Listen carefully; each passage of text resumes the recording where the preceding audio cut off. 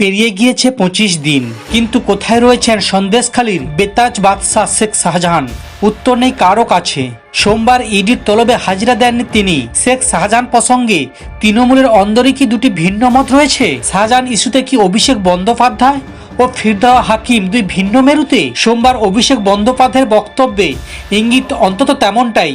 সোমবার অভিষেক বলেন, যে ঘটনাটা ঘটেছে সেদিন তার বাড়ির বাইরে ঘটেছে। এটা কে ঘটিয়েছে তদন্ত ছাড়া কিছু বলা যাবে না, এবং কেস তো বিচারাধীন। ইতিমধ্যে ইডিও মামলা করেছে, সিট গঠন করে তদন্ত হচ্ছে। তো যতক্ষণ না তদন্তে কোনো রকম ফয়সালা হচ্ছে, আমি কি করে বলতে পারি এর পেছনে কে আছে?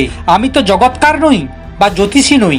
শুধু তাই নয়, তৃণমূলের সর্বভারতীয় সাধারণ সম্পাদক প্রশ্ন করেন, শেখ শাহজাহান কি করছে? গত 5ই জানুয়ারি রেশন কেলেঙ্কারি তদন্ত অভিযানে গিয়ে রক্তাক্ত হন ইডি আধিকারিকরা। এদিন রীতিমতো তাড়া করে মারতে মারতে এলাকা ছাড়া করা হয় কেন্দ্রীয় বাহিনীর সশস্ত্র জওয়ানদের। এরপর গাড়িতে ভাঙচুর করা হয়। দুষ্কৃতীদের হাত থেকে রেহাই পায়নি সংবাদ মাধ্যমও। সেদিনের এই ভয়াবহ ঘটনা নিয়ে অভিষেকের বক্তব্য, আমি তো যেদিন ঘটনা ঘটেছে শেখ শাহজাহান ছিল বলে আমার জানা নেই, কিন্তু লোকের বিক্ষোভ আমি দেখতে পেয়েছি। আমি জানি না, তবে যে ঘটনাটি ঘটেছে তা অনভিপ্রেত। শেখ শাহজাহানের বাড়ির সামনে ইডির ওপর হামলা নিয়ে ফিরদৌস হাকিম বলেছিলেন, সন্দেশখালীতে যেটা হয়েছে অন্যায় হয়েছে।